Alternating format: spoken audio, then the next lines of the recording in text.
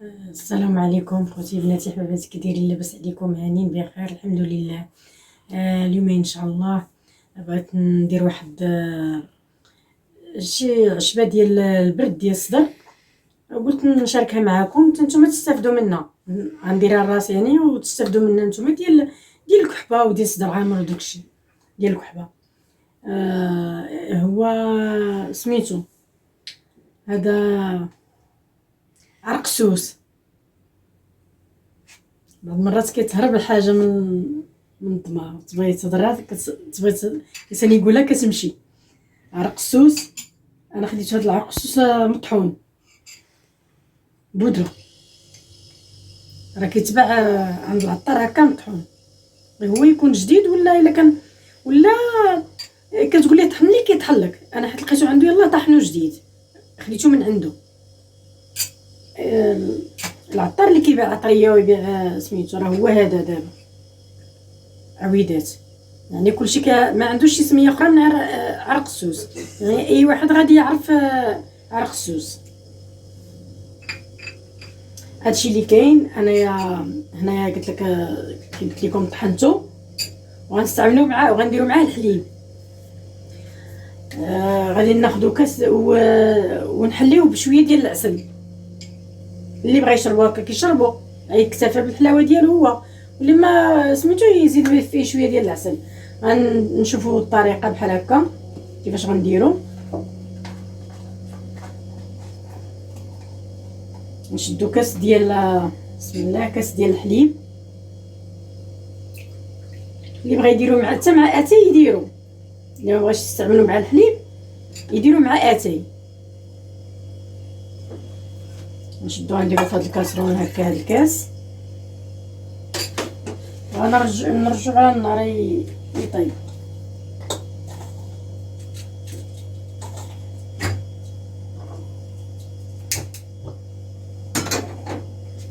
سمحوا لي فيها البلوطه مسدوده.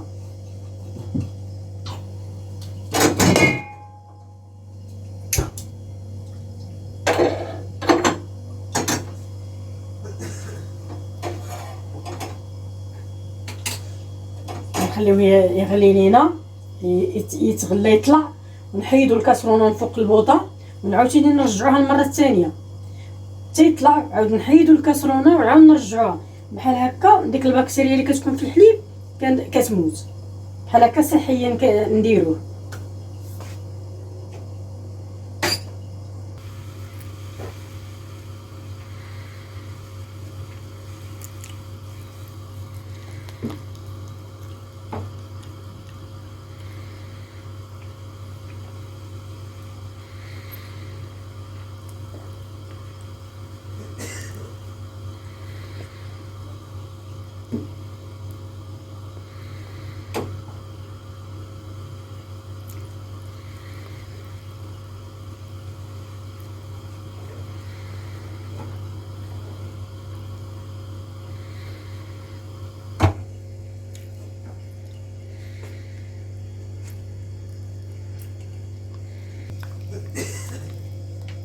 سير. من بعد ما طيبناها 3 النوبات كيفيض، ونعاود نحيدو الكاسرونه ونعاود نرجعوها 3 المرات. بهذيك الطريقه البكتيريا اللي كتكون في الحليب كتموت. نحيدو ليه هاد الجلده هادي حيت كاين اللي ما كيبغيهاش الحليب.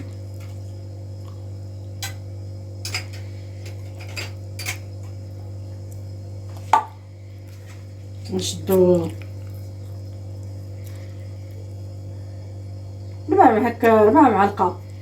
معلقه ديال عرق السوس مطحون، نديروها في الكاس.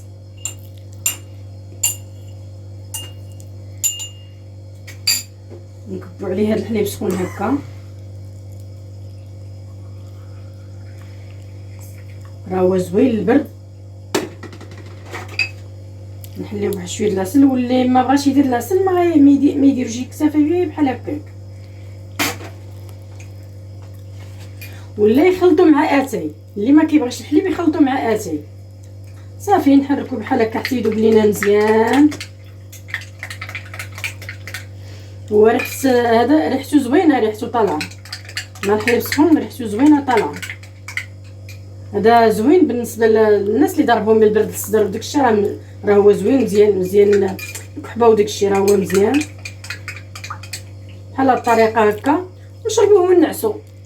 وفي الصباح اللي بغى يعاود يديرو في الصباح يديرو في الصباح ماشي مشكل، ماشي ضروري هذا تسخن به ولا شي حاجه، لا هذا راه تشربو وتخرج في الصباح تقضي شغلك ولا الخدمه ولا اللي غادي يقرا ولا اللي بحال هكا كنديرو هكا كاس. هذا راه زوين عجيب.